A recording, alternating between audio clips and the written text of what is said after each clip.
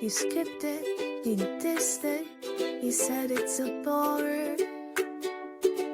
But what if that film's got a little bit more? What if I don't like it? What if it's bad? What if it's awkward or lazy or sad? But what if it's genius, a total surprise? What if it's gold when I open my eyes?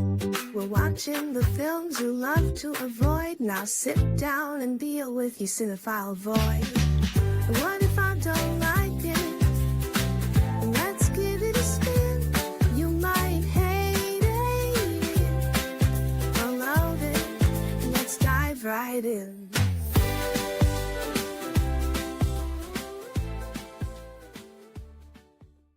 There are very specific kinds of movies that don't ask you to believe them, just to go with them. And Con Air is one of those movies. And whether it works for you or not depends entirely on whether you're willing to meet it on its own terms. From a film school perspective, Con Air is a great case study in intention versus expectation. And a big part of that starts with the cast.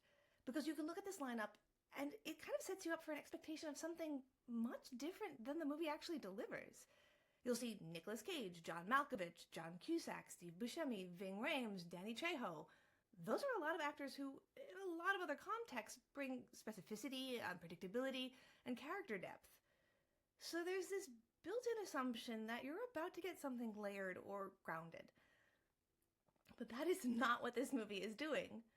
Instead, it takes all of that talent and it channels it into pure archetype. Cage's Cameron Poe is not really a modern character. He feels more like a myth or a symbol of righteousness dropped into chaos. Malkovich is not playing a nuanced villain. He's playing the idea of one. And Buscemi's character hints at something more unsettling, but for some reason the film never really explores it. Everyone is simplified into bold, readable pieces that serve momentum. So if you're watching through the lens of classical storytelling, meaning character depth, narrative logic, and emotional realism, it is easy to see the cracks. The film can feel thin. But shift your lens and look at it as a pure genre construction, and it kind of starts to click. This is a movie engineered for escalation.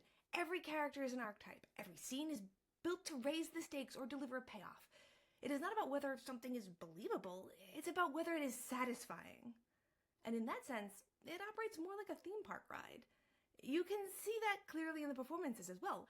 From an acting standpoint, this is stylization over naturalism. These actors are not digging inward, they are projecting outward. If you're on that wavelength, it's kind of fun to watch them fully commit.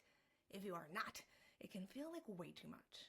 And that stylization also carries into how the film shoots its characters.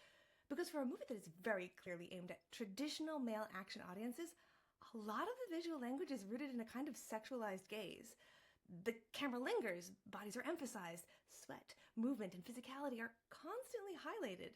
And it's not limited to the very few female characters.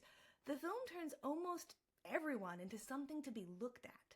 From a theory standpoint, you could connect that to the male gaze, but Con Air almost expands it into a full-on spectacle gaze. And if that heightened style works for you, it adds energy. It makes the movie feel larger than life. It's almost like a comic book. If it does not, it can feel distracting, especially when the film tries to ground itself in the emotionality of Poe's family storyline. There's also the influence of Jerry Bruckheimer all over this piece. His brand of 90s action filmmaking prioritizes momentum, spectacle, and cool factor over internal logic. The editing is aggressive. The music is very direct and tells you exactly what to feel. The film rarely pauses long enough to question anything. This is either a strength or a weakness, because on one hand, it keeps the movie incredibly watchable. It moves, it commits, it never hesitates. On the other hand, it doesn't leave very much room for depth. The emotional beats are there, but they are very broad. They function way more like motivation for the story than any kind of character exploration. So liking Con Air really comes down to what you value more, coherence or commitment. Because if you want a film that builds its world carefully and uses its cast for layered performances, this is probably not going to land. But if you're open to a movie that turns this cast into icons, fully leans into spectacle, and delivers moment after moment with absolute confidence, it becomes something entirely else. And that tension between what it is and what you expect it to be is exactly why this is such a fun movie to talk about. Welcome to the episode. Guys, I am really excited because we're going to talk about a kind of movie that bookends something we talked about in our first season when we talked about Bad Boys with a close friend of mine, Ari. We are going to talk about Con Air, and we have a person who is new to me. I am meeting them for the first time today. It's Jaina Cipriano, and thank you so much for joining us. Yeah, thank you for having me. Thank you for getting me to watch this movie. Yes, right? I sent you have a running list of movies that I know are divisive, and I don't always fall on the like side. I just know that there's a lot to Mm. talk about. And you picked either Bull Durham or this movie, and that in of itself is a dichotomy because those are two completely different ways you can go in a movie experience. Bull Durham has like a 96% positive on Rotten Tomatoes. It's like such a romantic, sweet movie. And then there's Con Air, high acting. Yeah. Yeah, it was a blast. I had a blast. Oh, I'm so glad. All right. Well, if you've ever been part of the show or seen the show before, you know that we don't jump right into the movie. We want to talk to our guest and let them talk about themselves so that we can get to know them as well. So what is it that you would describe yourself as? Artist, actress, filmmaker, all of the above, head cook, bottle washer? Yeah, I would say all of the above. I would say I'm a lens-based artist. I do a lot of photography and filmmaking, and I do a lot of like physical, tactile Yeah. fabrication work, and I also do some immersive work too. So it kind of like I think what it boils down to is like storytelling world building, but throughout different mediums. Yes, I'm so fascinated by this. I have different guests on all the time who operate in different mediums, and there's that famous saying that medium matters, and it does, but you can still tell a story in all of them. You just have to work with what you're given. Hmm. Yeah, it's so true. It's so true. I really enjoy working in different mediums. One, because I feel like if I get stuck in one, I can kind of just like leave it for a little bit and continue creating in another space. Like I feel like the more I'm creating, the happier I am. So I don't really like being stuck. So if I'm stuck somewhere, I just move somewhere else. But also I think there's different ways you can tell stories through different mediums, and that's really exciting to me too. Like I can take the same theme or the same idea and kind of run it through different machines and see what comes out. And I think that's really cool too. Absolutely. I am kind of obsessed with the phrase take the glitch and make it a feature. So when I Mhm. go into a different medium, I'm like, what's the constricting aspect of this? Okay, what's the liberating aspect of this? How can I make my Mm. story lean into those aspects and really like get the most out of what I'm working with here? Wow, that's such a conscious way of thinking of it. Maybe I should try being more conscious like that. I don't know if I've done that yet. That's really cool. I'm often limited by budget, so I have to Yes, like, yeah. okay, it's gonna be a bottle episode where we're in one room. They get stuck in an elevator. So yeah, but I've started to get into animation because I'm so tired of being limited. I'm like, what if I could just be free? So I think we are Mm. kindred in that idea of like, if not here, why not there? Mhm, mhm. Yeah, I'm on a really great reading kick. I've been reading a lot of really great novels, and I'm always surprised when I'm reading novels and I'm like, "Oh, yeah, you can do anything." There's no budgetary restrictions in the world of novels. Like, you can go anywhere and see anything. I'm like, "Wow, you couldn't I could never no one would ever support me making this into a film." It's so funny. You know, no, but I think about I love watching, reading sci-fi, and for that specific reason, we're like, yeah, whatever budget you want. But then you see things like this new film project, Hail Mary, which is all practical effects. I do love when a director, famously we have, of course, Sean Baker, will show you that, like, if you have the story and the motivation, you can still put it together with a bunch of different other pieces. You can kind of jalopy it, and it's still gorgeous. Mm. Mhm. Mhm. Yeah, I love that. What would you say is your favorite medium? Do you have a favorite? Is it like asking which one of your is your favorite child? Yeah, probably. I mean, I would say that, like, my nearest and dearest is probably photography just because I've been doing it for so long. Like, I was doing it even when I was, like, a child, stealing my parents' cameras, and it feels like it's something that Mm. is, like, so ingrained in me and so close to me that and it's such an easy thing to do. Like, I can do it throughout my day. I don't have to be in the studio to do it. I can, like, there's a lot of different ways I can interact with it, but I think it's such an easy one that I can, like I don't even have to deviate from my day to be photographing. It can so easily slip into my life where I can't really do that with, like, filmmaking or writing or building stuff, like, it's a very conscious choice to, like, go interact with that medium and, like, take time out of my day. I don't always have to do that with photography, and I think that makes it really special. Yeah, it's kind of interesting because I think like filmmaking becomes so collaborative, but it starts so personal, whereas photography is just like we're in it together. Do you prefer to shoot on digital or film? I'm unfortunately really into film right now, and it's just like it's a huge budget drain, but I cannot escape from it. I think there's something so like, forgetting even about the image quality, which is itself incredible, like, there's something about the way the cameras work and the fact that you really can't see anything that you're doing while you're doing it, I think that keeps me really present in it. And like, when I'm working in the studio, I'll use digital because I'm, like, really trying to craft something very specific and get there, so I wanna see that. But when I'm out in the world, I feel like that r for me, it really just, like, takes the magic away. It's so much more exciting to be, like, and it also keeps me really present, like, I can't even review what I'm doing in the moment with the camera, it's just, like, take it and move on, take it and move on, and then I get to actually be present in life and not, like, locked behind my camera too much. There's a preciousness that gets removed from it where it's like, I'm so obsessed with making things perfect when it really you should make them exist and then you can mold them if you need to, but like let them be first before you judge them Mhm. at all. My husband grew up near Rochester where Kodak Film is. His stepdad Cool. worked for Kodak Film and recently passed, and so they're going through all of his old stuff and they brought back a very cool large format camera that still works, and I feel Mm. like I'm looking at the precipice of the most expensive like, I would love to try that. Oh, no. No, I know. That's a crazy one. That's like it's such an intentional machine, like, it's so big and the way that you interact with it, it's up like the film, like, the image is upside down in it, like, there's so much.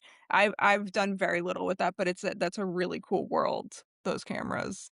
I think the whole thing is very, very fascinating, and just being able to tell any kind of evocative story with a single frame. You think about when you're making a film, you got all these frames. When you're doing a comic book, you even get the negative space around the Mm. frames. But as a photographer, it's like one and done, kiddo. What do you got? Mhm. Yeah, it's so interesting. That is something that people say all the time, and then I recently took this class at the Griffin Museum in Winchester, Massachusetts, which is a wonderful class. I took Cool. the Atelier with Emily Belts where we which is a project making class, and so it, like, kind of I knew this, but it, like, reintroduced me to the idea of, like, photo projects and the way that photos are in conversation with each other, which was Oh. something that I had kind of forgotten about and was, like, into making these, like you said, these, like, singular images, like Gregory Crutzen, like, these like, a whole film and, like, one image, and, like, just kind of was reintroduced to the idea of, like, "Oh, right, you can kinda create bodies of work with these images," and in that way, they're also kind of like a story or a movie, like, yeah, I had kind of forgotten there was that aspect to photography. Man, yeah. Guess I gotta sign up for that class because that is very fascinating. I It's very totally cool. forget that. Yeah, when you're in a gallery show like that, you can. I recently read Scott McCloud's Understanding Comics, and it starts with a Mm. piece by Will Eisner where he talks about the idea of how you can show images in sequence and how that tells a story and how that kind of doesn't totally translate into film because of the lack of the space between them. But I feel like photography in a gallery showing might be closer to comic books. That's so interesting. Even, like, as you're saying that too, I'm thinking about the idea of, like, editing a film and editing a body of photo work and the idea that, how how big a photo is changes how long you look at it, changes how it feels, like, how long a clip is in film. Mhm. I'm not a great film editor. Like, I would like to be better. So I wonder if interfacing with my photographic work like this will maybe help me figure out how to think more like an editor. That's interesting. I love that approach to stuff because we both are people who do a lot of different mediums, a lot of different arts. And sometimes people will approach me and they'll give me that like, "Oh, it's so cute. You do so many things. It's like you're so scattered." And I'm like, "No, I really feel like they work in tandem to make this harmonious piece." Yes, I very much feel that, and like I said, like, I feel like it's the working of the for me, like, the similar themes through the mediums that, like, keeps everything connected for me. Like, I'm always trying to, like, dig deeper in these ideas, and I can do that in different ways through different mediums. How did you get started as an artist? That's a great question. like I said, as a photographer was just like a kid stealing cameras and following my friends around with cameras. I think it was when I was like 18, 17 or 18, I had this moment where I was like, oh yeah, like photography is it's an art form. Like you can actually pursue this and not just like follow your friends around and take their pictures. And so there was a moment, I think there was a shift in the way that I viewed it at that moment in time. And I was like, this is something I'm going to pursue. And then just, I feel like kind of happened naturally from there. Like I started taking photos of things and then I wanted to build things to put in the photos and I started learning how to build things. And then the photos felt like they kind of wanted to move and talk and then they kind of became films. So it just felt, it was a very natural progression for me. Very interesting. What was your first film? My first film that I made was my first like real film is You Don't Have to Take Orders from the Moon. I made like probably like 30 films when I was little that all got unfortunately like lost to the like sands of times in the early internet, you know, like to before I think we knew how to back things up properly. Yeah. But I used to make this like little mystery series with my friend and my brother where we were spies and evil villains. Like that was, and I wish I still had those. It'd be such a That would be blast. so cool. But my first film is called You Don't Have to Take Orders from the Moon, which is like um a surrealist reimagining of an abusive relationship with the moon as one of the protagonists or the antagonist, I guess. I was reading about the pieces that you've done, and I think this is probably why we haven't told the audience this yet. We met through a mutual friend, Chris Ferry, who runs the East Hampton Film Festival, which played one of my films back in the day, Girl in the Basement. And I very much love the idea of these films that are a thin veneer or even just a retelling of something that's really quite intense and emotional and even feminist inside something that maybe isn't truly feminist or truly or seen as feminist, kind of like a horror movie. And so Girl in the Basement is a retelling of an experience and the personality of people who have anorexia. And you have a piece that's also kind of about how do you say it? It's the fear of It's a vomiting metaphobia, yeah, and metaphobia. metaphobia. Yeah. Good Scrabble word. You get a lot of points with that one. How did you come to that? Is that just the same sort of thing? Like the Don't Take Orders from the Moon is also in that kind of realm? The film, it's like sometimes these things feel like they write themselves, you know, like Touche. it was just like I was reading this book about I was reading this book that was a lot about self-actualization and a lot of like what we go through when we're children, and I was reading it on the beach a couple of summers ago, and I just put the book down and I picked my journal up and this like whole this, like saga just like came out of me. And I was like, and I had always thought in my mind, like, I'd really love to do something with this someday, with the idea of like this fear of vomiting, because it's so personal to me. It's something I'd really love to explore, and I never really felt ready for it. Mhm. And then it just happened. It was like there on the page, and I was like, "Oh fuck!" Like now it's it's out, and so it must be time. Like I must be ready to tell the story. And obviously, like I think the story has changed a lot from the first draft because that's how things go. But there was like that seed, that piece there, and there was a moment too in revisions where I had the opportunity to either go towards it or go away from it. Like I was like, the story needs more, and it can either be more about this phobia or there's like another direction it can move in. And it was very tempting to move in the other direction, but I was like, no, like we go where we're afraid of. Like that's where we find the truth. That's where we find our treasure. Like we're ready for this. We can approach. Yeah, I mean, it takes so much time and energy and effort and money to make any film, even a short film. If you're not going to take the risk in the narrative, I'm not sure. It's like, God, you got so many people up so early just to shoot this. You're so you're right. It's like I think you have to be like in love with it. You have to be like dedicated, like excited about it. You have to be really excited about it. And I think that nerves and excitement, they're cousins. So like they go together. Yes. Yes. I'm also a competitive fencer. And there's something in fencing called optimal arousal.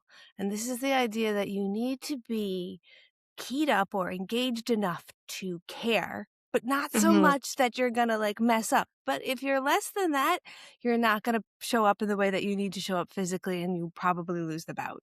So like I often think about that. Like, is this optimal arousal or is this panic attack? So That's like how you wanna be on set, I feel like. You wanna be like optimal arousal, and mm-hmm. anymore, you're like you start heading into burnout. Especially because in fencing, you'll fence for 15 minutes and then be like, okay, well, wait till the next bout, maybe 20 minutes. So and on set, everything is wait till the next bout. So you got to be Yeah. ready, but also ready when you're not ready. Yeah, that's very tough for my nervous system. It's off. I often feel like my body doesn't even necessarily want to make films, but I'm like, we can do it. We'll figure it out, body. It's okay. It's just a few days. Like we can recover. Feel that's so hard. I have like a -3 constitution modifier. So it's just like every day is hard, but like we're going to make a whole movie today, I guess. That's what I mean. No, I'm like, it's fine. Like, yeah, we'll get through it. We get through anything. It'll be fine. Yes, that is actually in part why I started doing so many little TikToks is just like the like just edit a video every day. Don't make it very precious. Just keep editing something. And this way I could kind of get rid of that like, I was getting a little too exhausted with trying to edit my stuff and make it super perfect. And sometimes Mm. it's like, just trim it. Yeah, that's something I feel like I struggle with in filmmaking so much. With other art forms, it's so easy to iterate and do things at I love photography because I can do so much of it so quickly that I can really see like what I'm thinking and where I'm at and how to improve. And filmmaking is not like that. It's quite the opposite. Well, I was going to ask you this question. In the many arts that you have, do you have an art that you feel is like you do for mostly other people? Oh, hello. First I of all, know. hello. Teat Potate Cat. This Always is welcome. Olive. Good boy. I'm lucky right now because Ash has not broken down the door, but if he does, we'll have to open it because he'll slam it as hard as he can. Is there an art that you do more for other people versus an art that you kind of keep for yourself? Because when I think about filmmaking and doing like these videos, I'm often thinking so very much about what the audience is perceiving, which is very hard to Mm, control to begin with because sometimes they'll go crazy on a tangent versus like if I'm doing a watercolor of my cats, it's just like whatever it is. yeah.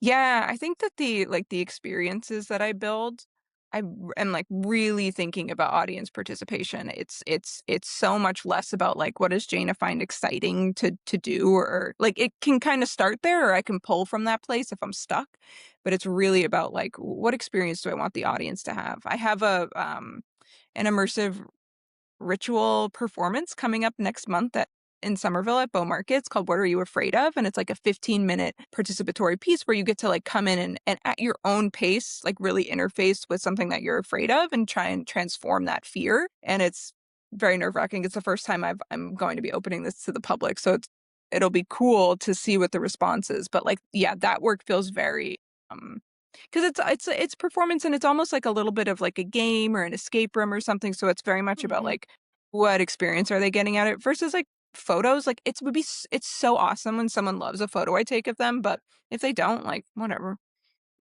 I like it. An experimental piece or like installation piece feels almost like a sweater. Like it does have to function enough that like people's arms Yeah. can get into it. So like, oh, you are a little limited.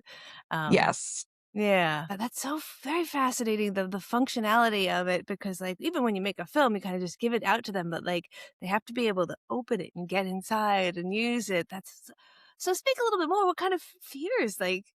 Will you have spiders there? Like, my mind has now gone nuts. My biggest fear was heights, so I took up flying trapeze for Mm. the longest time just to be like, we're gonna get over this someday.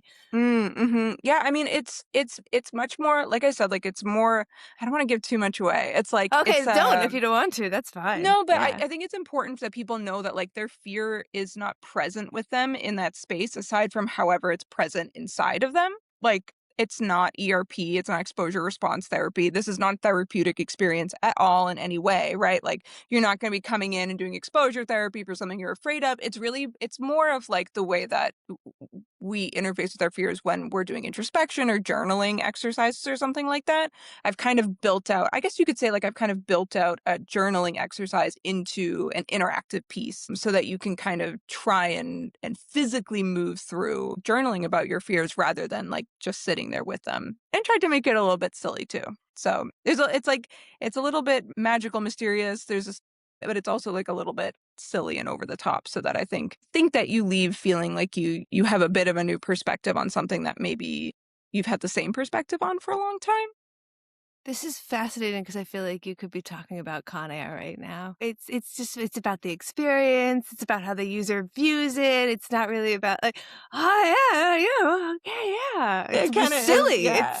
It's totally doesn't take itself too seriously. Does it?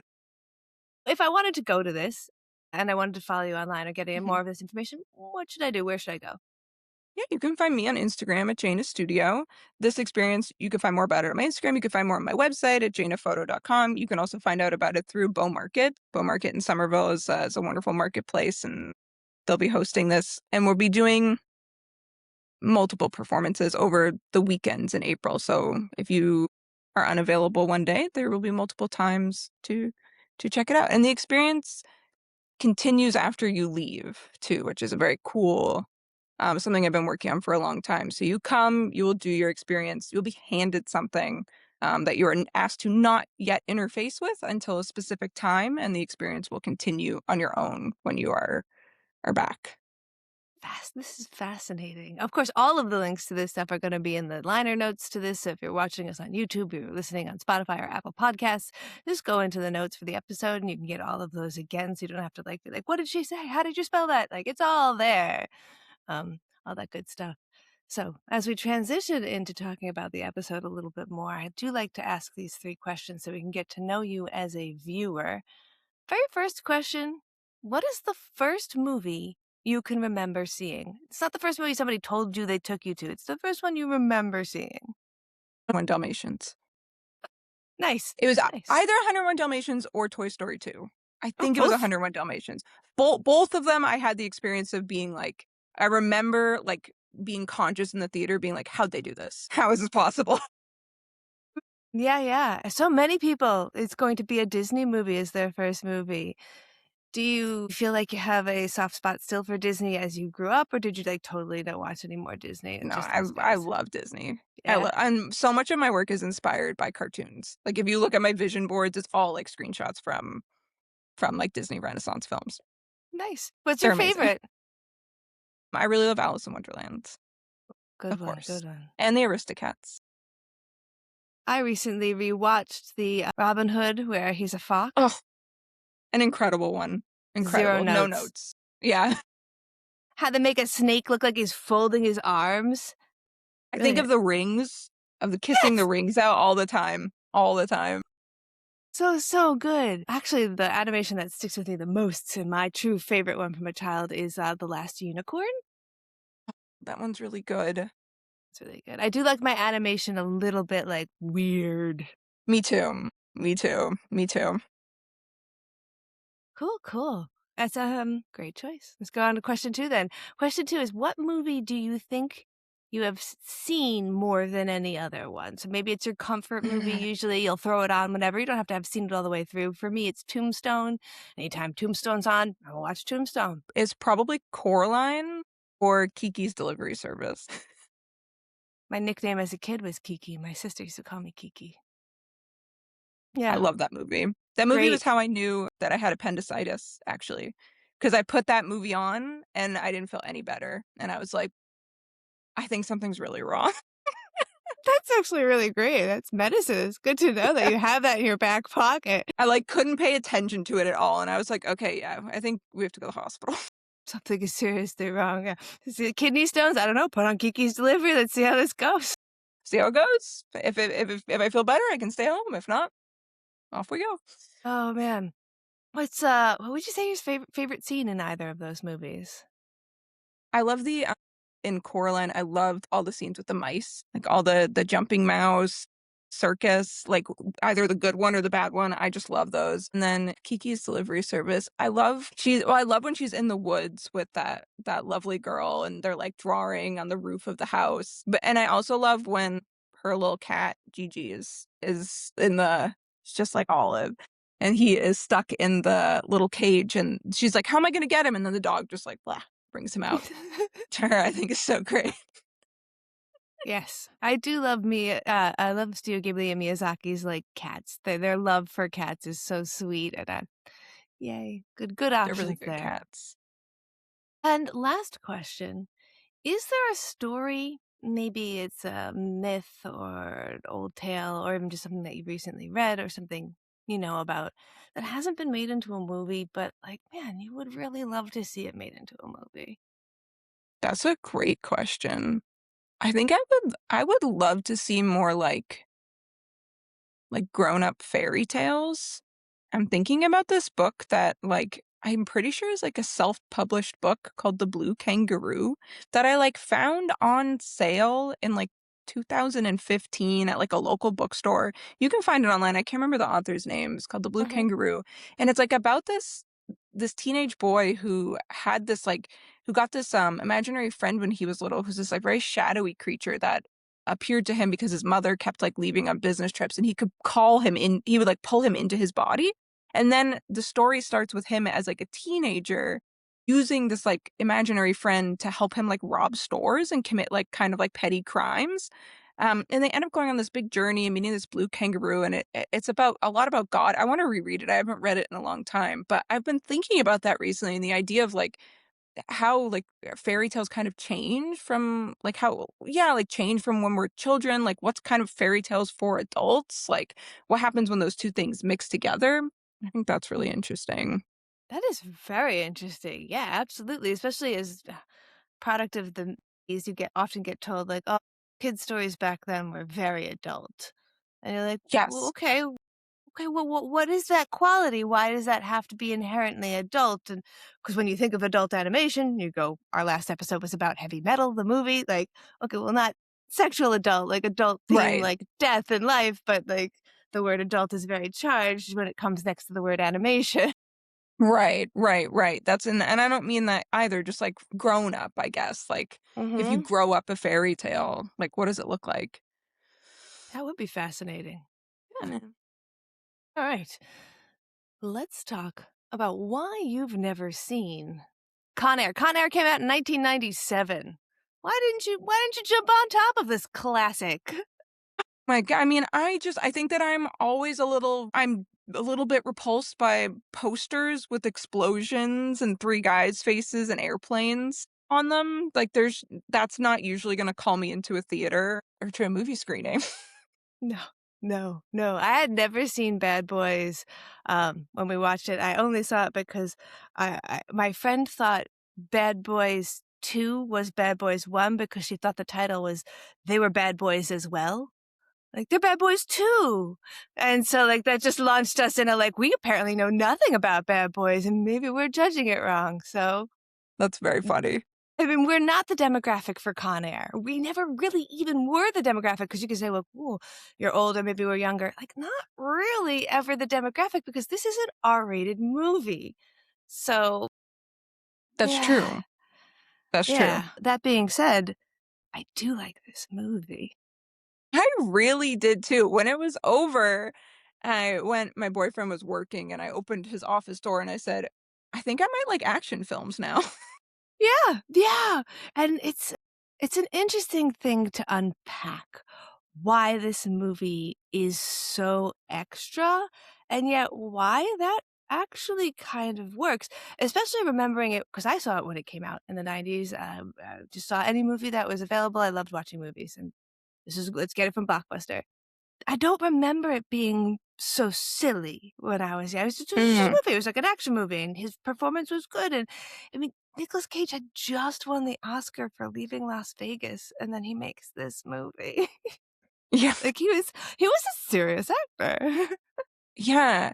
And there's something I kept thinking about They Live while I watched this for some reason Okay. because I finally saw They Live a couple of years ago and like really wanted to like it, but just found like it took itself so seriously that and it's like like the fight scene, like put on the glasses and they're just like punching each other for like 8 minutes, and that I was like, I really wanted to like this movie, but I just felt like it took itself too seriously, and I kept thinking I was going to feel that way watching Con Air, and I just never did.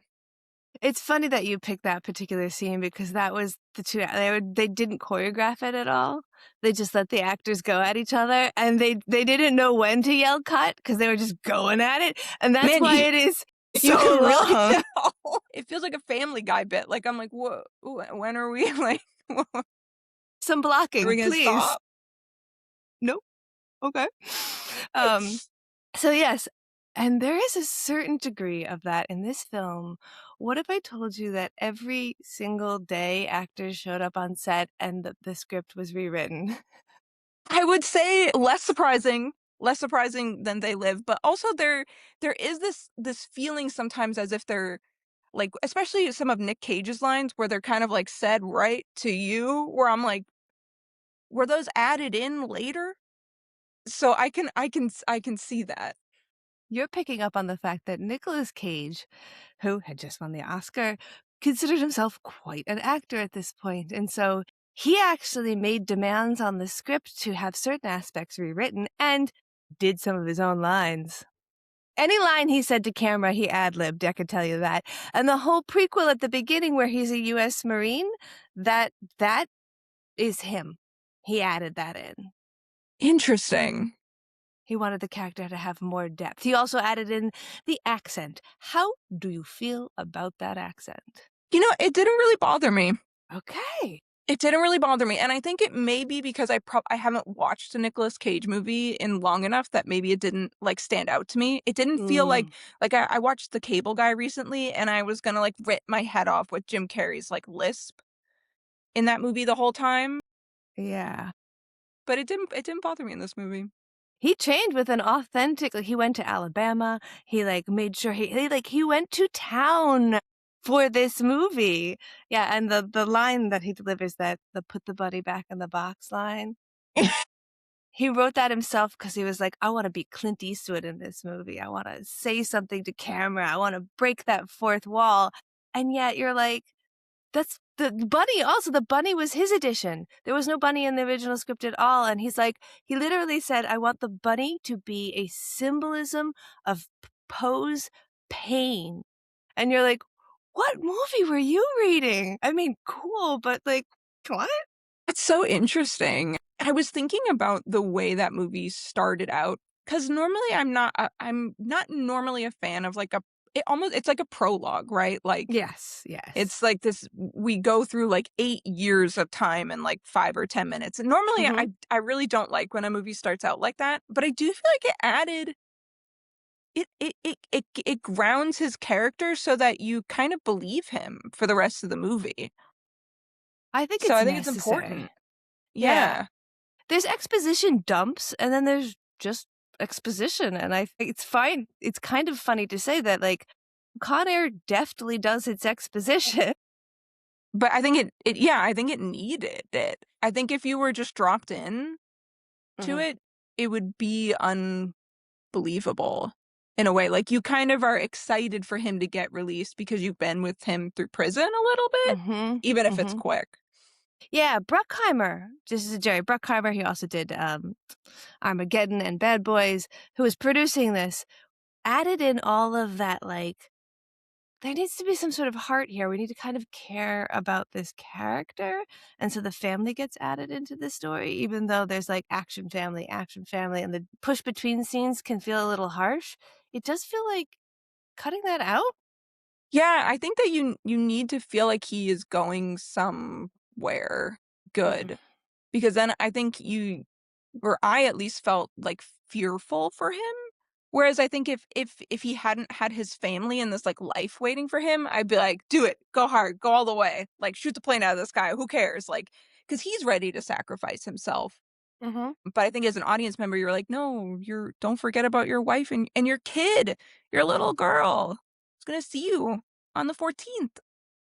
It felt a little like The Odyssey in that, like, we have this heroic character who's going through all of these trials and tribulations just to try and get back to his family. Mhm. And like, That's true, yeah. we love that story. We love seeing somebody do that.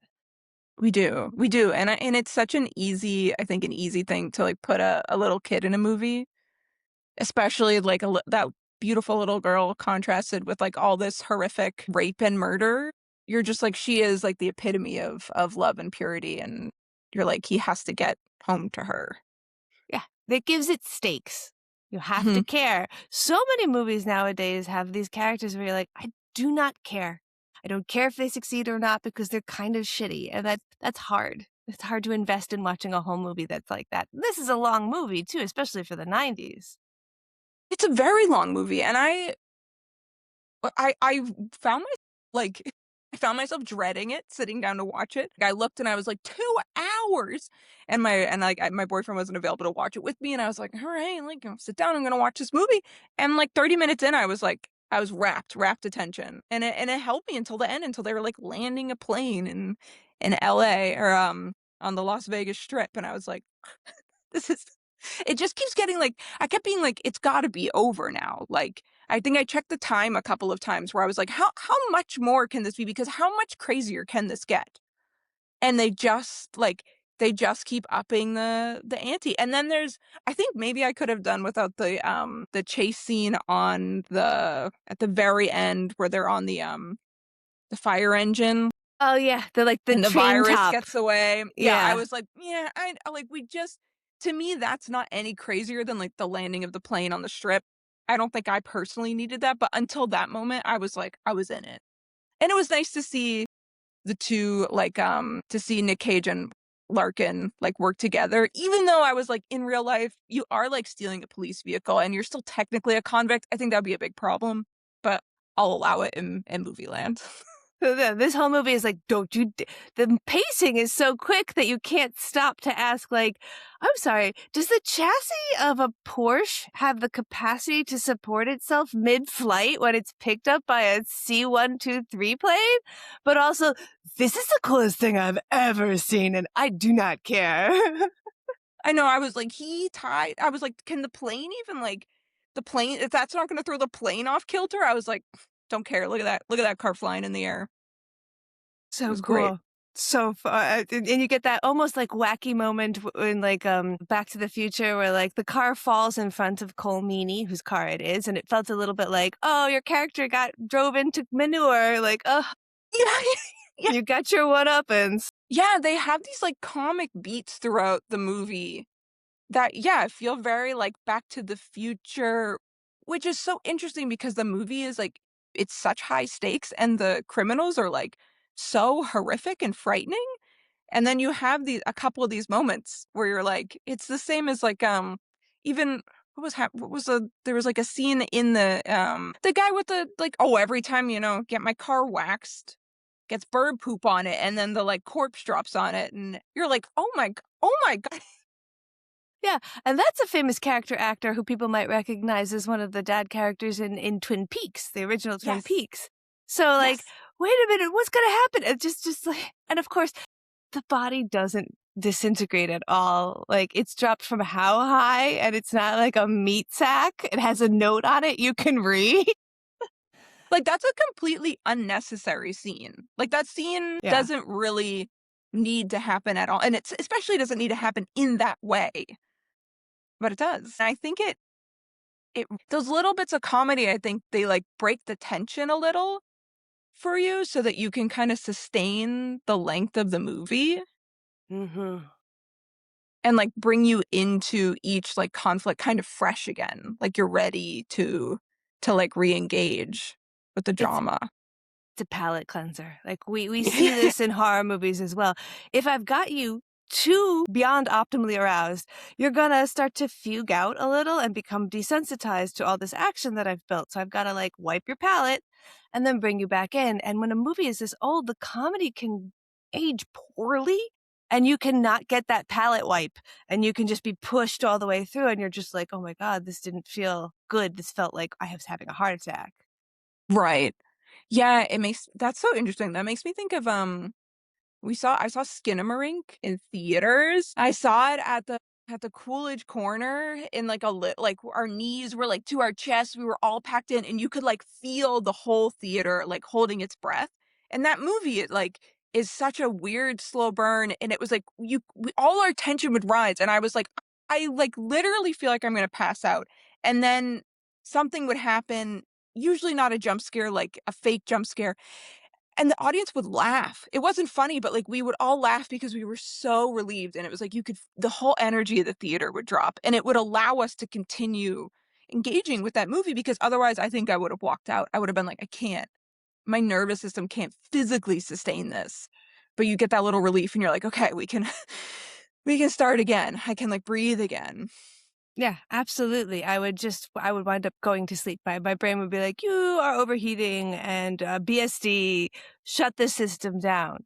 But like culturally, we laugh to tell other people it's okay. And so when you have a group of people laughing together, like, yes, this is a very tense room. We all agree it's okay. And there's something about that that centers you back in. Yeah. So this movie definitely wants you to laugh a lot. And that really is a good part of it, because even when it gets so big that you start to ask questions like, how would you do that? You're like, you know what? Genuinely don't care. Yeah, I think that maybe has been my problem with like a lot of action movies that I've seen, or a lot of like the superhero movies where I'm not bought in enough to believe what's happening, and then I just end up I'm just this, like, crotchety old man the whole time being like, "Well, I wouldn't work like that," or like, "That's not how that would happen," or like, "Why is that person doing that?" or like, "You're gonna respond like that to them," and that's not, like, a fun place to be when you're watching a movie, like, and Hmm. I just didn't feel yeah, I didn't feel that way at all. Even, like, Larkin takes that guy's car, and I'm like, "Oh, so that guy just left the keys in his car?" I don't know, maybe that's what people did in the '90s, I don't know. But, like, but I was like, "You know what? I believe it." That guy was so full of himself. He left his keys in his car. Let's go. Take it. I was like, you deserve it. Either way, just take the car. I don't care. I watched this with two other people, and that was literally the conversation. One of us went, "Oh, so that guy just leaves his car keys in his car?" And another person went, "Seems like the kind of guy who would do that." And the third person went, "Well, then he deserves it." So like, I know a friend he's if he's in a quote unquote good neighborhood, he leaves the keys in his car. So they're out there. then that's on you, sir. That's your problem. I'll let him know when his car gets hitched to an airplane and driven up in the desert. I'll be like, told you so. Keys in your car. It's possible. And for me, I'm so much what you're describing here about superhero movies. I get really crotchety, and I often don't even want to talk about superhero movies. First of all, we have to admit there's the inherent bias where the room where we discuss superhero movies in does not want people who look like you or me in it. So screw them. I don't want to talk about your stupid movie. But True. also, I feel like, with the exception of James Gunn, I want to throw that out there. James Gunn is my one exception here. Most superhero movies are not shot with any kind of interesting cinematography. And so when the Mm, story is highly predictable, oh, do you think Superman's going to win? Then there's nothing for me. I feel like I'm just sitting there. that's very interesting. I That was one thing I wanted to say is that this movie was beautiful. This movie was shot so beautifully, and I felt like that added so much to it. So this is where I'm going to tell you my favorite fact about Con Air. Con Air was directed by someone who, up until this point, had only directed Pepsi commercials, Burger King commercials. So that's why you're getting that like slick feel.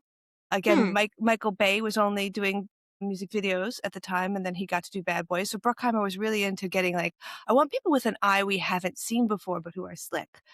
This person, Simon West, was most noted for the music video he had just directed, Rick Astley's Never Gonna Give You Up. Stop.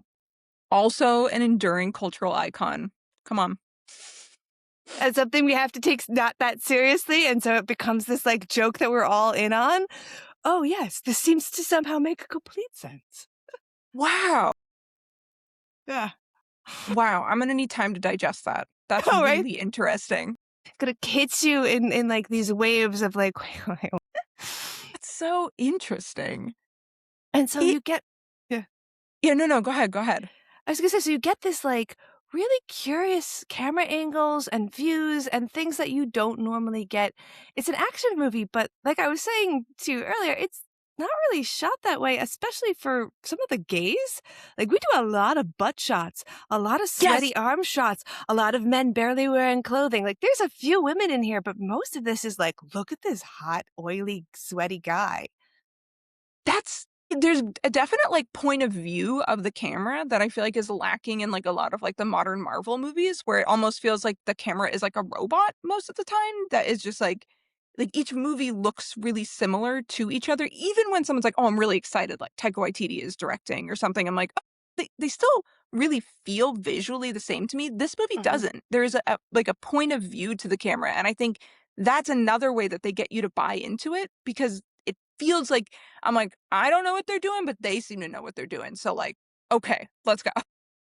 It's confident. It's very confident, and that comes from having done so many short projects in commercial work where they're just like, okay, we can keep rolling on the ball. Every day can be new, because rewriting the script this much would be very hard to take if you were like, I want to say a Sidney Lumet or like a Kubrick. Like, you're never gonna let this happen. You would Right. walk off set and there would be a whole to do. But this is his first film. He can't really make too much of shit about it. So he's like, well, just do what we gotta do. Right. Oh, that's so interesting. There must have been, and I want to know more about the making of this, like the energy of this movie on set. And like, I Oh. wonder if that felt good. Did that feel good for people? No, It's a mixed no, bag because the person who wrote it, Scott Rosenberg, I'm gonna triple check that I got I that think correct. so. Scott Rosenberg, yes, was good friends with John Cusack, and that's part of the reason why John Cusack agreed to do it, and the role was written specifically for him. Was also good friends with Steve Buscemi. I want to make sure I say his name right. I always want to say Buscemi, but he himself is like, it's Buscemi. And I believe he would know. So his role was written specifically for him. And so these people came on kind of like to be friends and add indie cred to this like big action movie. And apparently everybody was fighting everybody to get to be in this movie. They went with Cage because he just won the Oscar. But at a certain point, there was like Stallone might have been it, Schwarzenegger might have been it, Tom Cruise might have been it, Brad Pitt might have been it, Johnny Depp could have been it, Bruce Willis could have been it. Like, so many people. And I just don't think it would have landed with anybody but Cage. What I about you? agree. Yeah? I agree. It is funny. I was watching this and I was like, Tom Cruise definitely watches this movie and is like, damn, I missed out. Like, I feel like he wants to be on this set so bad. But yeah, I just like within 10 or 15 minutes of watching this movie, I was like, oh yeah, like I honestly would trust Nicolas Cage to do anything. Like, I would hire him for any role. He is just like, he's like a joy to watch. There's something about the way that he acts. He is like, you are like aware that he knows he's acting, but he's like so dropped in and he's so vulnerable and believes in what he's doing so much that it's so endearing.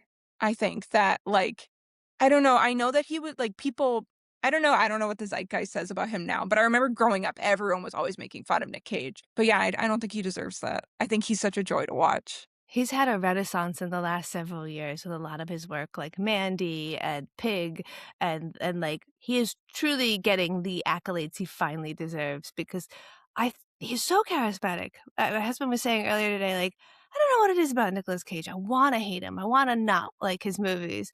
But then you watch it and you're like, something about the fact that you know he gives enough to try and learn the accent and do some research and add things in and care about how the script is at a whole, but he's also not so full of himself that he feels like a Jared Leto. Yeah, there's some like vulnerability to him. There's Mm-hmm. something so honest about what he's doing that yeah, you just like you're on his side immediately. He was just in that A24 movie where he's in everyone's dreams, right? Yes, yes. What was that called? Dream Catch Dream something. Yeah, he was so good in that. He's also very good in I think it's Color in Space, which is a another very strange like H.P. Lovecraft horror movie. Yeah. Mandy is also like psychedelic, so he's gone more experimental, and I think that has really helped him because he gets to just do what he wants to do now. Yeah, in that dreamy A24 one, he gets to be everyone's like he has to act everyone's dream version of him. And he goes from like he is playing so many different roles and it's just so much fun to and he's so genuinely frightening in some of them and you're like it was just so much fun to watch. Yeah, there are a few actors who I think can do yelling and have it not just be like, "Oh, I guess you didn't know what to do besides yell." Like, no, that's purposeful yelling. There's something there on that. Yeah, yeah, yeah. Yeah, I love him. I was like I'm here for Nick Cage. Let's go. Yes. I'll watch this movie for him. And given how much of the actual what we wind up with at the end of Con Air, the version that we get as theatrical release, is based on his influence and his request and his addition, it feels like, oh shit, if you had not cast him, we wouldn't have the epilogue at the beginning, he wouldn't have that accent. the bunny rabbit line, which is everyone's favorite line, that wouldn't be part of it. It's like, oh no, we really would miss a lot of the meat and potatoes by losing this guy. Yeah, and it's really interesting because I feel like I was thinking about this afterward. Felt like 90% of his dialogue was like quips. Like the bunny line, like he was, like he's beating that guy's head against the cage and he's like, you know, don't treat women that way. Like it's like all these like one-liners are like, I'm gonna make you remember God still exists and all these things. And still somehow I'm like, I'm there with him. I'm like not rolling my eyes at him. I don't know how, and I'm like, I still don't know how that it's like he embodies this like epitome of this like action man hero almost.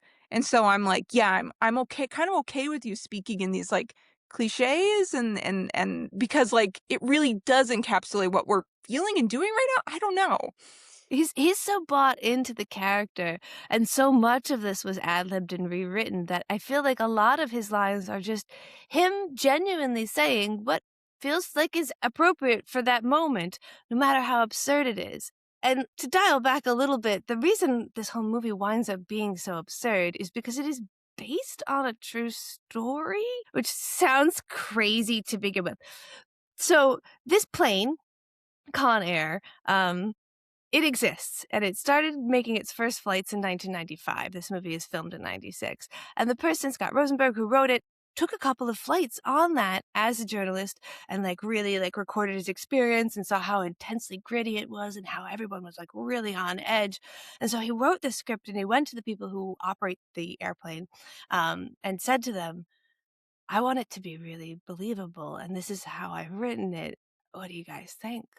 And they said, under no circumstances whatsoever would there be any situation in which you could take control of this plane. We have 1,000 fail-safes. This would never, ever happen. And then they said this to him, but I think it was a joke, but God bless him because he leaned in. They said, if you want to make this movie, the only way you could make this movie is if you made it as absurd as possible, because this is absurd. And he was like, told, He was like, great, that's good feedback. Thank you. I'll Thank take you. it. Let's go. hold my beer. Yeah, that's so interesting because even I do believe that they get control of the plane. The stakes feel high. It feels like they do have fail safes in place, and still they're able to like, yeah, it doesn't feel too easy when I'm watching it. No, I thought it was pretty good. I mean, they have the cop in there and he has the gun, even though he's not supposed to have the gun. And that actually makes it worse than better. And that's part of the reason. Like, they didn't just make it seem absurd, but the whole thing is apparently such an absurd concept that they're like, don't bother making it try and make sense because the very core of your story is absurd. And he was like, that's a great idea, actually. I think that's a great way to go. It's also funny that you said that Nick Cage was saying like he wanted to be oh my God, like the Western, Clint what's his Eastwood. name? Clint Eastwood. Because as I'm watching this film, I was like, I feel like my dad would like this film. And my dad loves Clint Eastwood.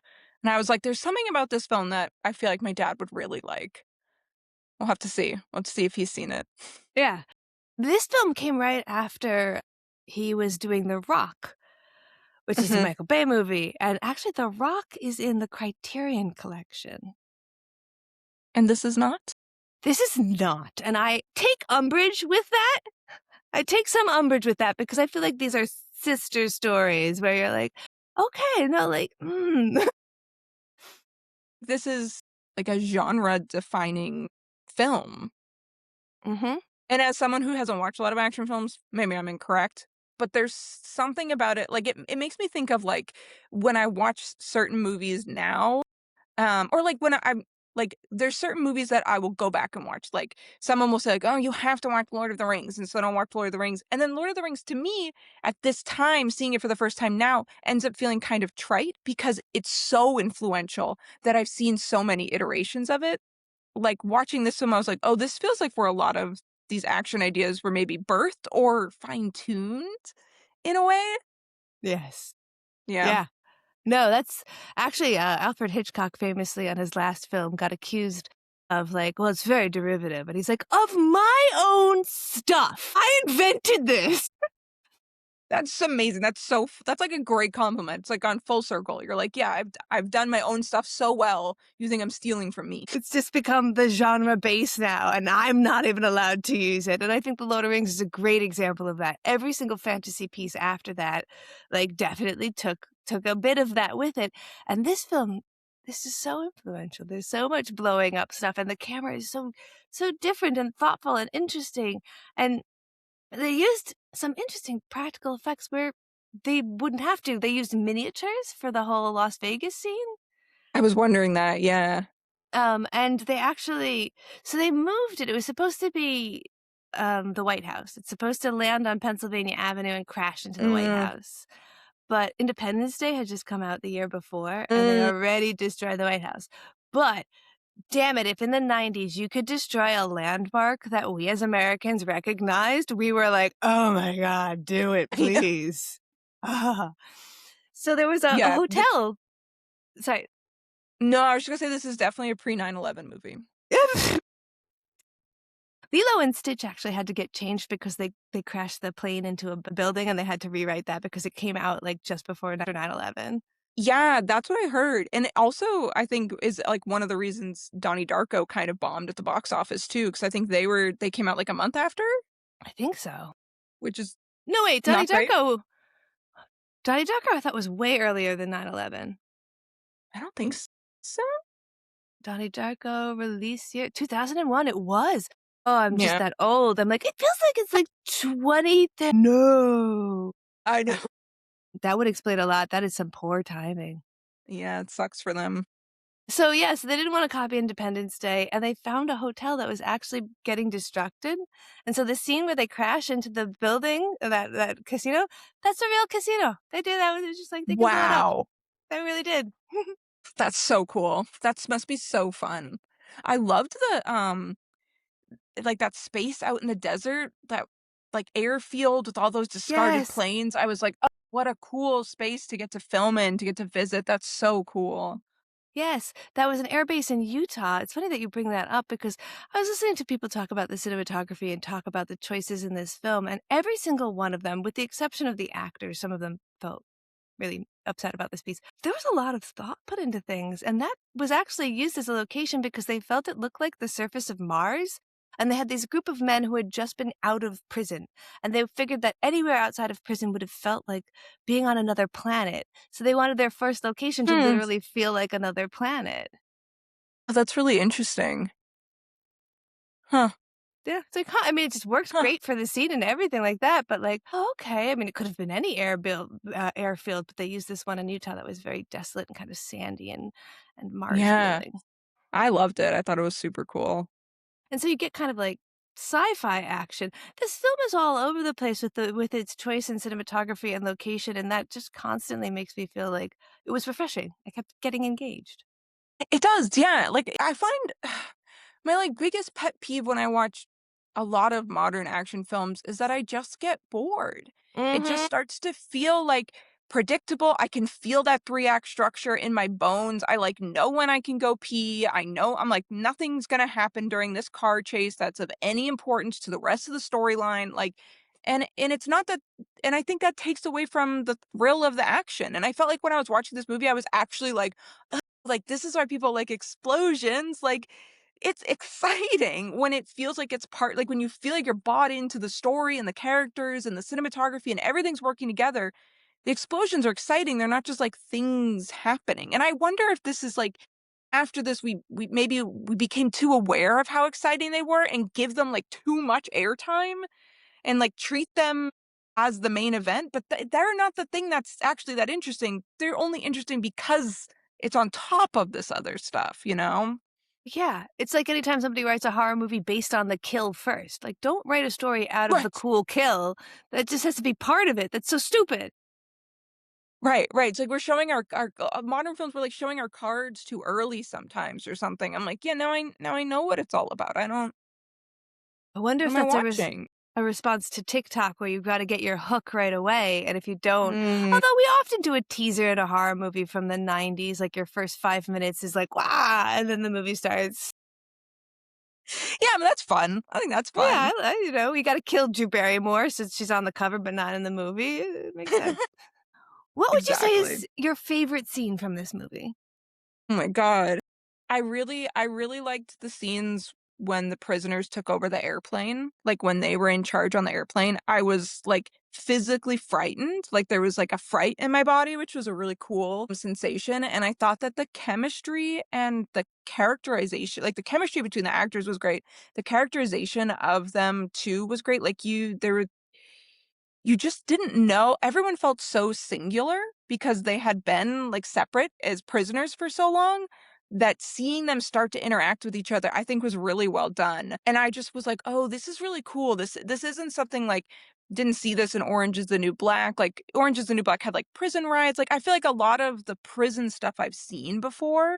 But Mm-hmm. that was really cool. Was like seeing these prisoners and like and seeing like who's gonna listen to who, like what's going to happen. I thought it was I'm taking a screenwriting class right now. We're talking about like tactics. What tactics do your characters take scene by scene to get what they want? And I felt like watching that in that scene, like watching each character try different tactics, or like especially Cyrus, like watching him trying to figure out like how he's gonna. He was scary, like watching him just kind of take control of this plane and everyone kind of letting him like be the leader was really interesting. And I was like, this has an expiration date on it. You knew, so you're like kind of waiting for that expiration date, but I liked those scenes a lot. I think Malkovich, as much as he was the person who hated being on set the most, he didn't like that they kept changing the lines on him because he felt like he didn't understand his character's motivation. And sometimes he would be so bitchy as to like deliver lines with an accent his character didn't have because he knew that they couldn't use those takes. And he didn't want to be in the movie saying those lines, so he would only do them that way. He was a bit of a like extra little pill, but like something about that also comes across where you're like, this fucking guy, he's such a memorable Yeah. 90s villain. Yeah, and he's just scary. He's scary in this like really particular way, and it's that playfulness, and maybe that comes partially from that performance, like you're saying, of him kind of being like, "Fuck you," like fuck the actual guys making this movie right now, like kind of fuck you all. He Yes. has this attitude where you're like, I was watching him and I was like, I don't even know, like I can't even think like what tactic do you play in this conversation with this guy, because like what does he care about? He is so far gone. He's so far removed that he is like having a good time almost. I'm like, I don't even know what you're going to do with him. Yeah, I don't even think he wants this to succeed. Like, what happens if this plane gets where it's going? Whatever. He just wants this fun moment right now. Right. I thought that exact same thing too, where because at the end it's like I'm like, you're not gonna get away. He's on the fire engine, and I was like, just give it up. And then I was like, no, he likes this. Like he's having fun. He doesn't have that like forward thing. Like doesn't he say at one point, I don't think that far ahead. Mm-hmm. And he Yeah. really like he means that. Like he really doesn't think that far ahead. He is like he's just right here. He's like I want to experience this thing, which I guess makes sense. He's been stuck in prison forever, so it's Yeah. a little And entertainment. it doesn't seem like he's had anyone in his sphere that's even slightly challenging him or slightly capable of challenging him. And so to meet Cameron Poe, is that like Spartan death a good death? Like he would love to die getting Mm, taken out doing exactly what he's trying to do by somebody like this. Because even being taken out by Cameron is being taken out by another criminal. He didn't get taken out by the man. Like a criminal had to stand up and stop him. yeah, and you can see he enjoys battling with him. Mm-hmm. Like Mm-hmm. it's he's having fun doing it. Yeah. I kind of felt like surprised that Steve Buscemi's character didn't play a bigger role in it. I keep coming back to the understanding that the role was written because he's a friend of the writer. And I Mhm. feel like, okay, so you don't have, like, you didn't make it complete though. You included it because it needed to be there. But I kept digging through and being like, there's an extended cut that's darker. And I was like, oh, okay, so in the darker cut, did they tell us what happens with him? And they're like, no, it's just there's a prison riot and there's more terrible language and there's a lot more physical violence. And that's about it. His character still wraps up the same way. So that is the one little tiny like thread on the sweater where I'm like, I don't really want to pull on any of these pieces because it doesn't really matter. But every time I think about this movie, I keep coming back to what was the point of that character? He just feels so underutilized. When he is introduced, he has this big moment, right, of coming out in all these shackles, and he's got this like dog mask on his face, and you're like, oh, we have someone scarier than Cyrus now. Like, sick. Mm-hmm. And then he isn't. He's just like kind of smart.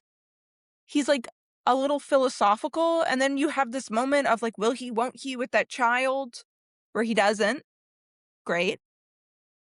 And then he just kind of gets away at the end somehow. Like, everybody thinks he died in the plane crash, so he just fits Right. into the crowd and gets away. And like, is that because you guys getting rewarded for not killing a kid? Is this like a second life? There are some fan theories where people like to believe that that character then goes on to be Donnie in The Big Lebowski, which is really a weird choice, but like, I guess. That's funny. That's funny. I don't know. It's just like, yeah, he feels, I can't really pinpoint what his character motivation is at all, like, or Mm-hmm. where he is in his like in his own character arc. Mm-hmm. Um like if there was a movie about him, like at what point would coming onto this plane, like where would we be in his story structure? I have no idea. Mm. And I also found myself at the end being like, awesome, he got away. And then I'm like, wait, We he's like fucking like he's like a 38 people. terrible psychopath. I did How the did you same make me thing. do that? Did the same thing. I was like, oh, I gotta wait a minute. I'm like, wait, it's actually just really bad. Terrible, terrible. But yeah, the music cues are so, like, in case you, I think, because again, the target audience is men, and you never know when to feel what you should feel because your feelings are scary. The music is like, we gotcha. And so there's something about this movie where you're like, just kind of floating in one of those like lazy rivers where you're like, just take me. Just tell me what to feel, when Yes. to feel it, and I'll feel it. And so when you get to the end with that character, you're like, yeah, wait a minute. It just Yeah. took you right there. It's so weird. And then it ends and they do the credits with everyone's like smiling faces like it's a sitcom. And then I'm starting to feel like I went on this like blast of a journey with these like quirky guys. Perfect strangers. And I'm like, wait, that's like not what it was at all. It's so weird. Oh, that's bad. Yeah. Yeah. And all of this winds up coming into something that people just love to watch and talk about over and over again, even though like the bits that are weird, people keep going like, oh, that's still really cool. Like, the way that it starts, our whole conceit that gets Cameron Poe put in jail is that he's considered a deadly weapon because he's been trained to fight, and so his Right. choice to fight makes him, it's manslaughter. And if you go onto Reddit, there is a thread that is so long of people arguing back and forth the actual, in our real world, legal precedents that would have or could not have led up to this guy going to jail.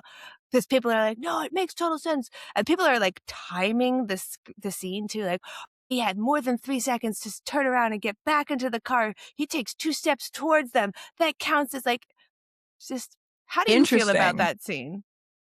Interesting.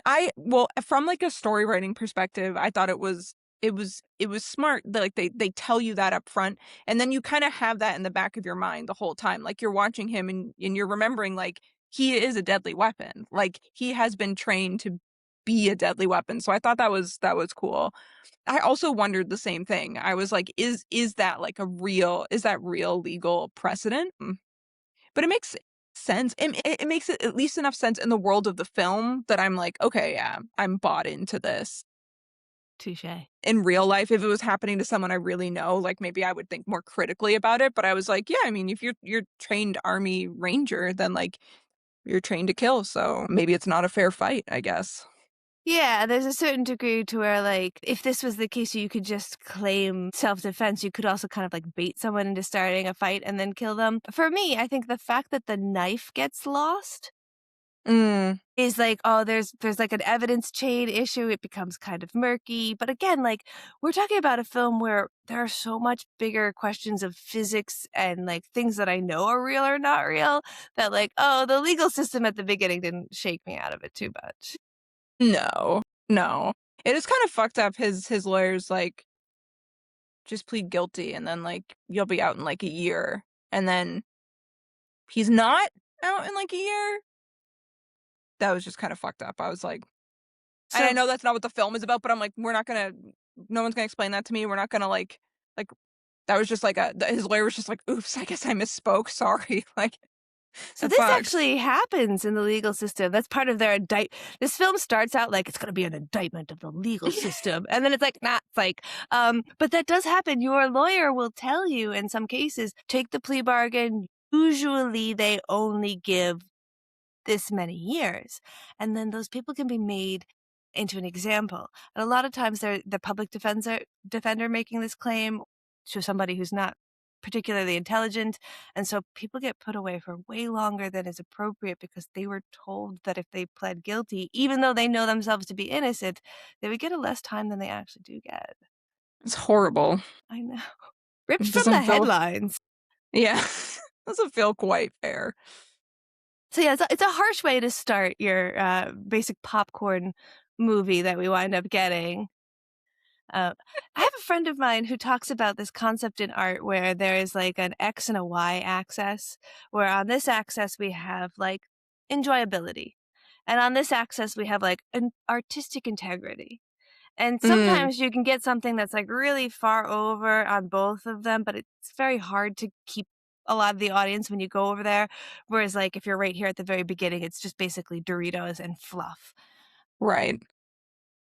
I think this is kind of somewhere in between. When I first thought about the movie Con Air, you would think that it's like, oh, there's almost no artistic integrity here.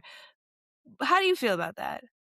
No, I think I would say that it does have some, like we're talking about, like the camera having this like point of view, like Mhm. watching these characters with like pretty good chemistry, like really dropped into their roles, even if like John Malkovich is dropped in for the wrong reason, like he still ends up being dropped in. Like this movie, I just think at the end of the day knows what it wants so well, and that's what gives it like artistic integrity. It doesn't accidentally back into anything. It's not like trying for something that it's not. It's like it's aware of itself enough to be funny, which I think is a pretty big feat. I think that's really hard to do. Absolutely. I think that you're right that dialing in on Malkovich winds up why we have such a good performance. The person who was supposed to play that role before they wound up with Malkovich was Gary Oldman and then Willem Dafoe, Mm, but there was like scheduling issues, and so we wind up with Malkovich. And I feel like the two of them might have been too respectful. I think we kind of need an asshole. yes, yes, I think you're right. I mean, we know Willem Dafoe can play like a scary, weird character. But you almost feel like Cyrus at any point in time is just gonna kind of like jump out of the movie and be like, "Bye, guys." like, So, yeah, like he would just be like, I don't want to do this anymore. Like, you guys get the plane out of the ground, and I'm actually gonna go over here in this like rom com now." Like, you almost feel like he could do that. Like, he could hop out of the screen. I feel like the actor was actively giving those vibes, just straight those vibes. And But yet it it works. works. Yeah, it works. It gives his character actually like more depth rather than less depth. So maybe Malkovich is just a genius and he knew the whole time. I go back and forth on him because I love his performances sometimes and I hate his performances sometimes. He's in with this stable of actors that you can't help but respect because the work speaks for itself, whether some of it's miss or more than hit. But he never does any voice but himself. Like he is always Mm, sound like even when he was the king of France, no French accent. And so like yeah, maybe he's always just kind of playing himself. yeah, that's definitely like a type of actor. I feel like I need to go rewatch Being John Malkovich after this movie. Mhm. Yeah. Yeah. There's never a bad time for watching Malkovich, being John Malkovich, especially because that's got John Cusack in it as well. So you can see the two of them almost like heal the wound that is this movie. Let's go do something weird together. When He was was that acting, movie made God, probably in relation to this one? 99. So Wow, so not that long after, yeah. yeah, like 3 years later. Surprising that they wound up working together again. Although that's one of those movies where like, if you write that movie and you can't get John Malkovich to be in it, what the fuck do you do? Right. Right. We're screwed. We're straight screwed. Like he's got to be in the movie. Yeah, there's two different styles of acting that I often hear people talk about. Like, obviously, the immersive style of acting, which I feel like is kind of more what Cage went with, and then the like Brechtolean style of acting, where you want the audience to kind of always remember that you're an actor, and maybe that's more Malkovich. And the pairing of the two of them here against each other shouldn't work, but does when you have two different acting styles that vast. Yeah, I mean, I think it also works for them because their characters are at such odds, like, they want such different things, and I think kind of the whole point of the movie, right, is that, like, Nick Cage's character is trying to prove to himself that he's not a bad guy. So Mhm. he's his whole, like, internal motivation is that he's like, "I am not Cyrus." So it's like putting the 2 of them, making them as different as possible, I think adds to that, because I think we as the audience, I don't think at any point in time we as the audience are really meant to wrestle with, like, is he an evil guy? Like, they make it so clear, like, he's making origami in prison, we are, like, on Nick Cage's side. Watching them, yeah, even have, like, these different methods of acting puts them so at odds with each other that it draws that, like, boundary between them, I guess. And we had just come off the heels of so many action movies that were, the cop and the criminal are almost the same person. Like, we Yeah. have, like, Heat, you're like, "Oh, yeah." So this movie was like, "No, they're different." Right, right, right. Mhm, mhm, mhm. Yeah, and I was happy that I feel like that didn't really come into play with any of our, like, cop characters, any of our DEA, FBI characters at any point. I was like, "Cool, I didn't need that storyline in here." There was a moment where at the very beginning of the movie, they do that whole speech on the exposition on, like, the DEA character getting onto the plane, and I was like, "Oh god, like, I kinda think I didn't understand, like, I think I missed it. Should I rewind? Should I, like, pause? Should I Google? Like, this is really I don't know, this feels too complicated," and then I was just like, "I'll just go with it," and then within, like, 20 minutes, he's dead, and I was like, "Oh, thank goodness. I don't even need to pay attention to that." That's so great. Yeah, that was the movie just starting off to be like, "No, this is what you should expect." And just tied itself in a bow and threw it out of the plane, and I was like, "Oh, amazing. Great. I didn't care about that at all, so I'm glad that's Beautiful. over." Was not listening. There was a point where I thought Cusack might be in on it with Malkovich, Mm. where I was like, "Oh, he's just a little incompetent to the point where, like, he keeps getting to the evidence just a little late. Maybe that's on purpose." But then by the time we get to the airfield, I was like, "This movie isn't doing that. That's no." No. He's a good guy. Yeah, he's wearing Birkenstocks. He's recycling his sandals. Actually, that was the one demand that John Cusack had to play this character, was that he be allowed to wear Birkenstocks because he never saw people in an action film wear Birkenstocks, and he wanted to be counterculture. I love that.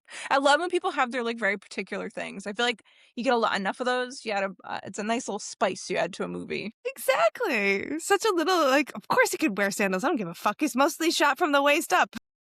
Yeah, I didn't even know he was I don't do we ever see his feet? Maybe. You do, a couple of times. Because I remember saying, like, I don't remember he was wearing sandals, and my husband was like, "Oh, I remember the sandals. They're ridiculous." It's funny, I don't remember the sandals. There's so much else happening in this movie, I'm, like, not looking at his feet, you know?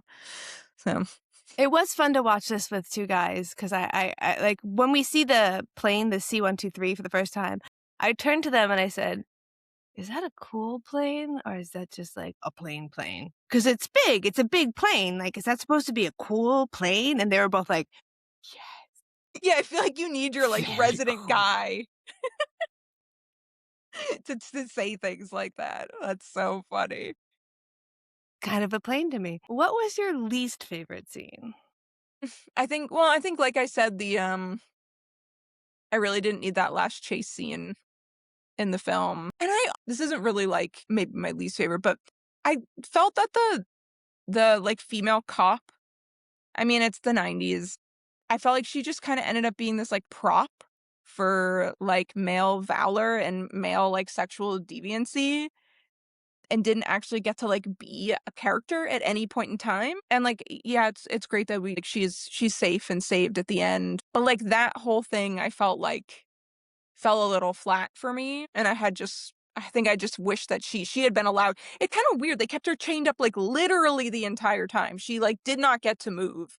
ever. And it was like, they would just be like, oh, okay, like, now we're just gonna have Danny Trejo, like, run back in and try and rape her again. Like, I'm like, oh, she's still there? Like, nobody, like, Nick Cage is like, I'm gonna get you your needle, get you your insulin. But he's not gonna, like, let that woman go?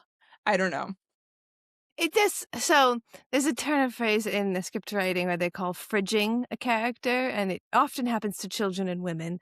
Where you put them in a situation of peril. They only exist to be put into a refrigerator so someone can take them out of the refrigerator and save them. And that really did feel like that female character was there only so that Nicolas Cage could save her from the Danny Trejo character. And I'm very rarely one to argue that the only major female character we have in a movie should have been cut, but I really feel like you could have probably cut this and it would have been better. Yeah, I think it could have gotten cut, or like they could have let her out sooner. Like, she could have gotten off at the first one. Like, they didn't need to keep her the whole time, or they could have just like developed her a little bit more, given her, because having her there at the beginning like was frightening. Like, for me as a female, like watching her, me as a woman, like watching her as a woman in that situation, like I just think that you could have done so much more with that and made it interesting, because she at some point says something like, I can take care of myself. And I was like, this is really interesting, actually, to have like a woman who is like, has chosen her career to be like, Mm-hmm. like safeguarding and being in charge of like some of the most dangerous criminals in the world, who are all men. Like, that's really interesting. And that she feels like confident and safe doing this job. And then she like gets overpowered pretty quickly, and then they let her go, and she says, I think this was the only line in the movie where I was like, really? When they get out of the plane and they're in they're there, and she's like, what are you gonna do now? I was like, why are you asking that? What does that mean? What are you going to do now? The whole movie you spent saying to him, get back to your kid. You got a kid. You got a reason to rehabilitate. And she's like, what are you gonna do now? Like he's gonna be like, let's go for a burger. Like, it just, I was like, give Disneyland? her something to say, please. Like, please. And they Yeah. just don't. And that's my, like, if you can't make her better, just cut her. Cut her in Yeah. editing if you couldn't write her better than that. Yeah, I do like that ending with the what are you going to do now? Get processed because I'm still not technically out of jail? We crashed into a building? Like, hopefully I'm still being released today. Like, Technically, I killed a couple guys, so I think I still have to go get trial for that, even if it's justified. I stole that police motorcycle. We went on that whole chase. I know Larkin's, we nodded at each other, but that's like, what does that mean in a court of law? And also, we crashed a plane into the Vegas Strip at night when there are people there. There have to be like at least 1,000 people dead, right? Or injured. So many people. It looks totally fine. Like, it looks like it was just like a car crash. Some people in some blankies. Like, we don't really see the casualty. Yeah, it's crazy. What are you gonna do now? Yeah. And then just walks up to the family. I will give it, I did like that they had the little girl have that like recoil instead of just run straight to, because they don't know each other. I thought that scene was played pretty well. I thought that was really well. Well, it felt real. It felt like a real response, because then you see her kind of like remember, oh yeah, I have been like writing to this guy. Yeah. For a while. But she still looks kind of confused. Like, it was good. I was like, yeah, that feels like an accurate response to a child would have, especially in this situation where did they see the plane crash in the building? I don't know. I think they did. Like, it was really great that they kept bringing them closer and closer to peril. Yeah. And that was another, I was never quite sure why. I guess because Larkin wanted to talk to them, they brought them. But he could have done that on the phone. I don't know. You really need to bring them there. So it's kind of like they were like workshopping this movie, and they were like, they need to be there at the end of the movie, so we need to get them there somehow. So like, how are we gonna get them? If they're not there, we need to find another location to shoot the scene where they're reunited. Right. Again, scripts are coming out every morning. We really don't. We're here. Don't we just film it? I know. I was waiting to see at the end. I was like, how much of the reunion are we going to see? Like, are we gonna see how their life ends up shaping up? And I kept thinking that. I was like, do I want that? Do I need that? And then we had that scene, and I didn't really need it. And then instead I got Steve Buscemi. I cheered for the most rancid criminal in the world winning money at the What casino. a weird coda. Like, you're not gonna end on the like, and the music swells. Like, no, this. Like, speaking of which, the theme song or the like big song for this movie was that weird like country song, "How Do I Live Without You" from Trisha Yearwood. Yeah. Like that song was released for this movie. The video contains slow motion shots of Con Air while she sings. Like I did buildings not know that. exploding and like the plane landing and how do I plane landing? When that song came back, I was like, oh, this song again. I don't know if I needed it. I liked Leonard Skinner better. Yeah, you would think you'd get like an AC/DC, Leonard Skinner, something for the audience that this is, and that brings me back to that like point of view of the camera, where like I think that this movie is kind of secretly also for women. Yeah. There's some like romance in there. They're trying to do this like, yeah, like this intimacy, this romance aspect to it. Because it carries throughout the film. It doesn't feel out of place at the end. Maybe I just don't like the song. And Bruckheimer had done Top Gun as well, which has that like very famous love song that goes along with it. So it might just be his formula. That's fair. That's fair. So as we wrap things up at the end, is there anything else you'd like to mention about the movie before we tip on out? I think I'm gonna go watch a bunch of Nicolas Cage movies now. And I did say like, wow, maybe I like action films now, but I don't know if anything can ever bring me here again. I don't know what other films are gonna bring me to this place. But I'm interested to. I feel like I have like a new lease on a genre, Yeah, and awesome. I'm interested. So I might do some digging around. And I do love.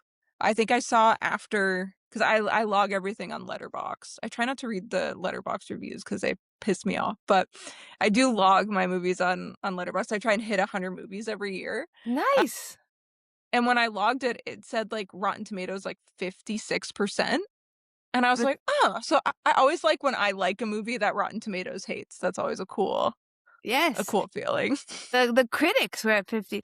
The audience score on Rotten Tomatoes is 73. So I Much think a better. lot more people took themselves a little less seriously when reviewing this particular piece. Yeah, I do love to check out the letterbox and see stuff like that.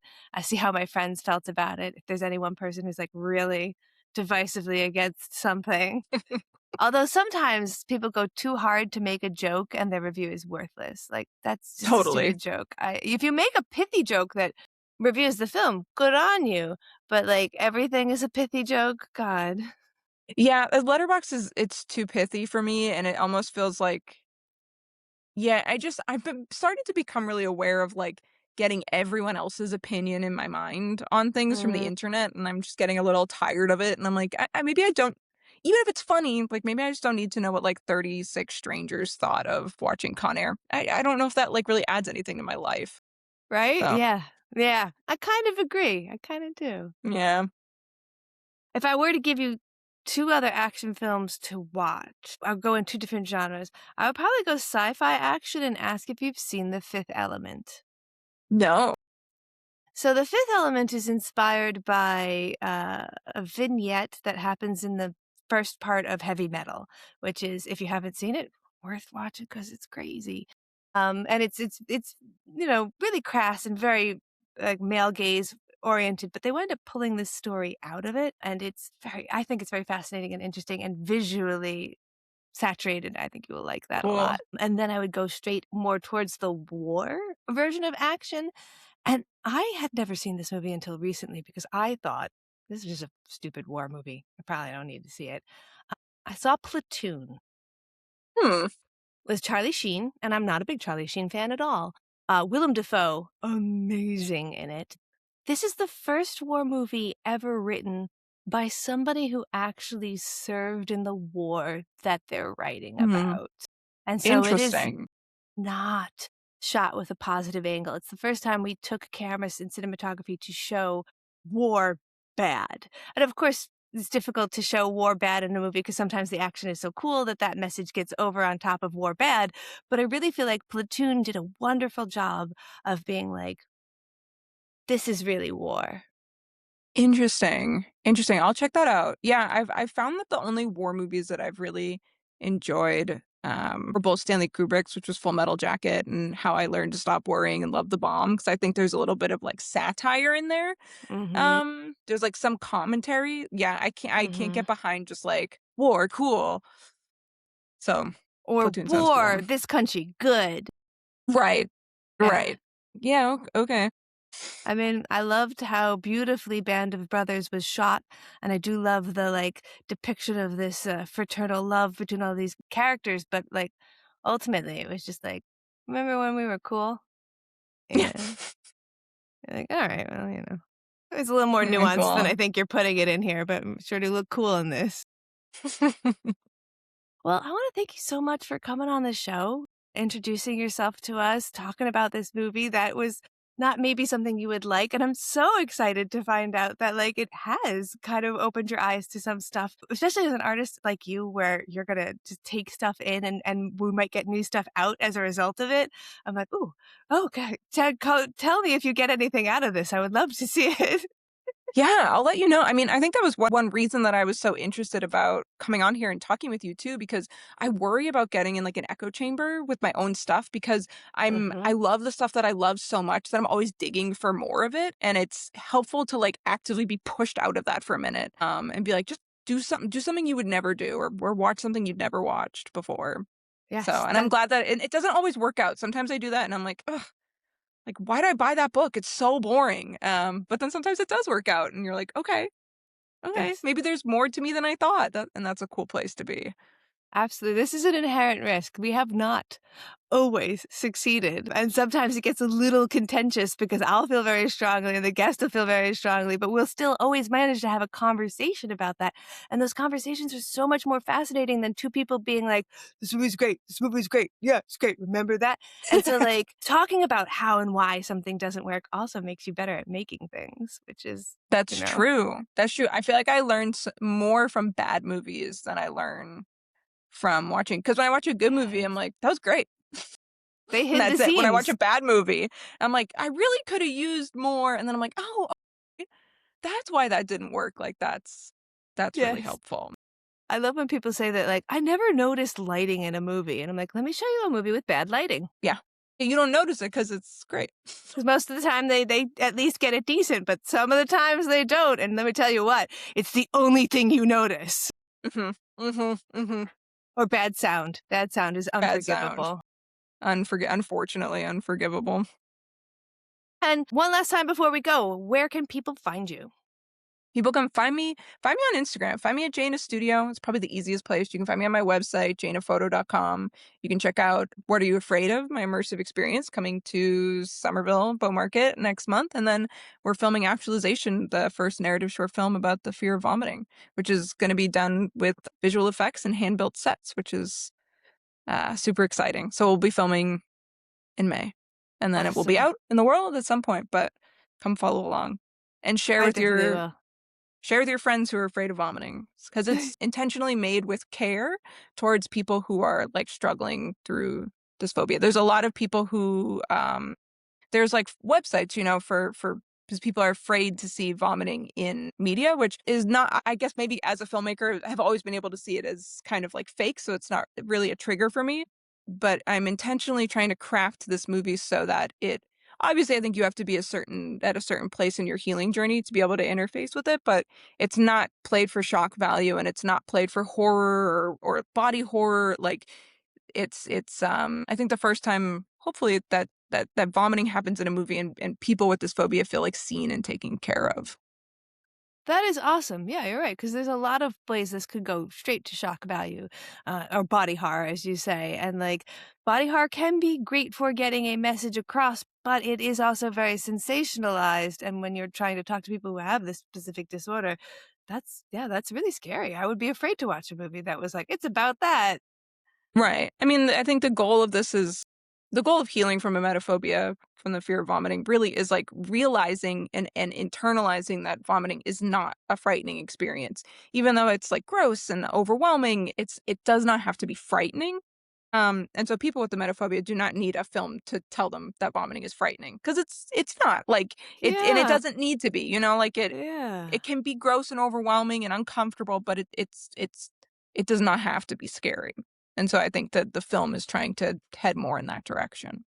I cannot wait to see it and hear more about it. This sounds wonderful. Thank you so much for coming on. You're such a fascinating person. This has been a wonderful conversation. Oh, I had so much fun. Thank you. Cool. This was, yeah, as soon as I finished the movie, I was like, oh, I want to talk about this. And then I was like, oh, great, I do get to talk about it. That's awesome. I sent you the video that is the trailer at the first part of the segment, and I was like, let's check in, because it's either going to go over well or go over bad, because this isn't one of those movies you watch where you're like, I didn't have any opinion on it. Like, oh no, oh no. I know. I'm almost like, I love that I loved it, but there's, I think, a little part of me, it's almost sad that I didn't get to talk about, I love talking about a movie that I hate. And I have so much fun doing that, but that didn't get triggered in me, so maybe Well, another time. maybe we'll have you on another time. I do invite guests to come back later on in the show. Once you've done this part, you can come back on and make me watch a movie that I've never watched that you have strong feelings Ooh. about. So, good bad. I've actually had Okay. one other guest ask me the same thing. They're like, "Can I have you watch a movie I hated?" And I was like, "Ooh, depends." I have one rule. I won't watch Serbian film or any kind of film that features like torture as a main like thing, but I don't get the feeling at all that you would ask me to do that. So, I also have that yeah. rule for myself, so So like when I say yes, it's not like a blanket yes. cool. Okay, I'll think about that. That's fun. Awesome. Yeah, maybe once the movie is out for viewing, we can have you back on and we'll do something like that. Cool. That sounds great. Sweet. All right, guys, that's the end of this episode. As always, you can tune in on the 1st of this coming month. So it's the 15th right now. On the 1st of May, I'll be putting out the trivia for this. And any corrections or omissions that you think we didn't cover, put those in the comments and I will talk about it in our next short video. Hope you have a good rest of your day.